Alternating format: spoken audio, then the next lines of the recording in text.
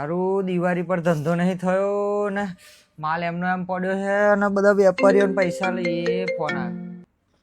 હા શેઠ, happy new year, happy new year. શેઠ હારું payment તમને કર્યા લે, પણ આ વખતે કેવું દિવાળી ધાર્યા કરતા બહુ મંદી ગઈ છે એમ. ના ના, પેમેન્ટ તો આપણે કરી જ દેવાનું એમ. ના ના શેઠ, થોડું ચલાવી લો ને યાર, આખું વર્ષ કેવું તમને સાચવી લઈએ, પણ આ વખતે થોડી તકલીફ પડી ગઈ એમ.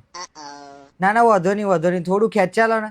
હા હા, 1 મિનિટ ચાલુ રાખજો, બીજા વેપારીનો ફોન આવે. હા શેઠ, હારું પેમેન્ટનું નહીં, થોડુંક મહિનો ખેંચા લો ને, કારણ કે બહુ તકલીફ પડી છે. મૂડીનો છૂટી નહીં થાય, બધો માલ એમને એમ પડ્યો છે. આ વખતે ધારા જેવી દિવાળી રહી નહીં એટલે. અરે યાર, બધી બાજુથી સેટિંગ કરીને થાકી ગયા. તહેવાર હરખા નહીં કર્યા દિવાળી પર, ઘર નહીં જોયું, પણ તોય અત્યારે હવે શું કરીએ નહીં તો હા શેઠ, કરું તમને 5 મિનિટ. હા શેઠ. ના ના, એ તો યાર પેલું બહાર ગયેલો ને થોડો ફેમિલી જોડે, એટલે ફોન નતો ઉપાડતો. અરે યાર, આ તમારી વાત થઈ, તમે દુકાન આવીને આમ કરી દઉં તેમ કરો એવી વાત કરો, એટલે ના, પણ અમે તમને કહું છું પ્રેમથી કે હું પહોંચાડી દઈશ તમને પૈસા, નહીં પરિસ્થિતિ અત્યારે એમ.